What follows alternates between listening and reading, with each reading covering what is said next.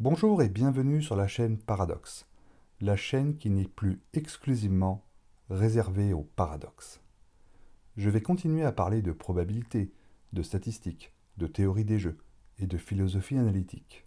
En revanche, chaque semaine, je présente un problème et dans la même vidéo, mon point de vue. Il pourra s'agir d'un paradoxe, mais aussi d'un sujet d'actualité, d'une controverse ou tout autre sujet. Du moment qu'il y a un problème, je ramènerai mon grain de sel dans la discussion.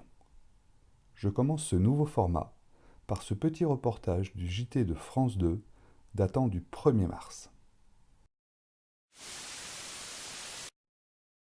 1 € de plus en moyenne le paquet de cigarettes depuis ce matin. Mais où va cet argent? Je sais pas du tout, j'en sais rien. Les Bao, on ne sait pas. Mystère. La caisse de l'État, quoi. Toujours pareil. Ils vont directement, je crois, à la Sécu ou quelque chose comme ça, sinon. Exact. La hausse va rapporter surtout à la sécurité sociale. Car depuis 2007, c'est elle qui empoche la plupart des taxes sur le paquet de cigarettes. 66 centimes sur cette dernière hausse de 1 €. L'État en gagne près de 16 grâce à la TVA. Les buralistes et les fabricants se partagent le reste. Depuis plus de 15 ans, le prix des cigarettes ne cesse de grimper. De 3,20 € en 2000 à 8 € aujourd'hui, soit une augmentation de 150%. Alors ces hausses au profit de l'assurance maladie sont-elles suffisantes? Non, selon cet expert, au regard des dépenses de santé dues au tabac. Les dépenses pour les maladies et compte tenu des décès sont de l'ordre de 29 à 30 milliards par an. Les taxes prélevées sont au maximum de 15 milliards. Donc vous voyez bien que ça ne couvre même pas la moitié des coûts sanitaires. Si on voulait compenser le coût sociétal du tabac au sens large, le prix du paquet serait au-delà de 20 €. Pour combler cet écart, le gouvernement envisage d'augmenter à 10 € le paquet de cigarettes d'ici à 2020. En attendant, la hausse d'aujourd'hui devrait rapporter à l'assurance maladie entre 500 millions et plus d'1 milliard d'euros en 2018. Bon, je ne sais pas si vous avez vu le problème, mais pour moi, il paraît invraisemblable et impossible de calculer le coût du tabac pour la société. Et en regardant un petit peu sur Internet les études réalisées sur le sujet, on peut tomber, par exemple, sur un article du Monde qui date de 2014 et qui s'appelle «La délicate évaluation du coût social du tabac». On nous explique en premier lieu que le tabac génère des dépenses liées aux soins pour environ 18 milliards d'euros. Ensuite, on a 3,7 milliards d'euros de prélèvements obligatoires. Je ne sais pas trop ce que c'est. Ensuite, on a une part du gâteau qui concerne la perte des revenus pour les individus, environ 7 milliards d'euros. Alors là, on commence à se demander de quoi il s'agit. Et enfin, on a un calcul pour environ 18 milliards d'euros de perte de productivité pour les entreprises. Donc voilà d'où viendraient, en l'occurrence, les 47 milliards d'euros que coûterait le tabac dans une analyse de 2014. L'auteur de cette étude, répondant aux questions des journalistes du Monde, précise les limites de son travail. Un calcul économique qui n'accorderait aucun poids à la satisfaction du fumeur rangerait la totalité des coûts de la santé du fumeur du côté des externalités, et qui considérerait les profits des entreprises du tabac comme trop amoraux pour être pris en compte, aboutirait inéluctablement à un résultat conduisant à bannir le tabac de la société. Ce que je ne comprends pas du coup, c'est que dans l'explication donnée dans le journal de 20 heures par l'expert, il semble que uniquement les 15 milliards dont il parle sont ceux récupérés par le fisc taxant les paquets de cigarettes.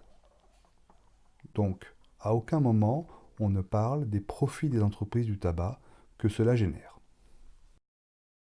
Toujours dans ce même article du Monde, ils écrivent que la DGS estime que la difficulté méthodologique propre à ce type d'étude repose vraisemblablement sur deux asymétries. les recettes et les dépenses générées par le tabac ne sont pas administrées par les mêmes ministères, et leur temporalité est immédiate pour les recettes et décalée de quelques années pour les dépenses de santé. Il est assez curieux d'imaginer que les recettes et les dépenses générées par le tabac ayant attrait à des ministères différents, il soit impossible de peser le pour et le contre globalement sur l'ensemble des ministères concernés.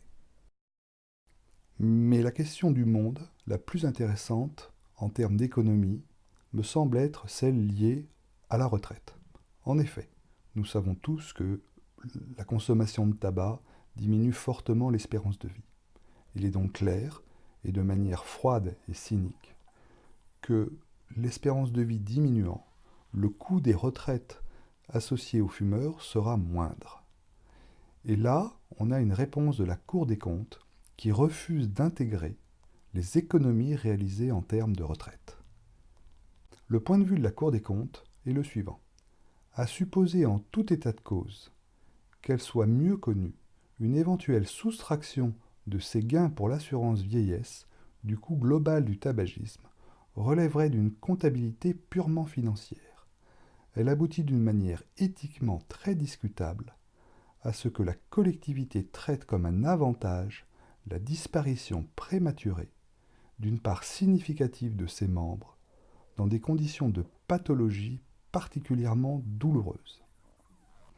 La raison pour laquelle cette prise en compte serait immorale est de considérer la douloureuse pathologie qu'entraîne le tabac et qu'en conséquence, les économies réalisées ne pourraient pas être intégrées dans le coût total ou le coût social du tabac. Je pense que vous avez vu le paradoxe. On fait une étude comptable du coût du tabac et on refuse de mettre dans cette étude comptable le gain apporté au niveau des retraites parce que celui-ci serait immoral. Mais revenons un instant sur les dépenses liées aux soins. Ces 18 milliards d'euros que l'on attribue aux consommateurs de tabac. Dans quelle mesure ces mêmes individus, s'ils ne fumaient pas, coûteraient moins en termes de soins? En imaginant qu'ils vivent plus longtemps et que de toute façon ils finiront par décéder comme tout le monde, comment compter cet écart qu'il y a entre les consommateurs de tabac et les non-consommateurs? Pour ma part, j'ai réellement le sentiment que si l'on intègre correctement tous les éléments liés au tabac, on obtiendrait des résultats très surprenants. Mais, comme je le dis souvent, faire une analyse toutes choses égales par ailleurs est bien délicate, et il semble qu'en attendant une réelle analyse de cette question, nous soyons obligés d'écouter les inepties que nous avons vues ici. Voilà, j'espère que cette vidéo vous donnera à réfléchir. N'hésitez pas à laisser des commentaires, à la liker, à la partager, et on se retrouve la semaine prochaine en espérant que ce nouveau format vous plaît.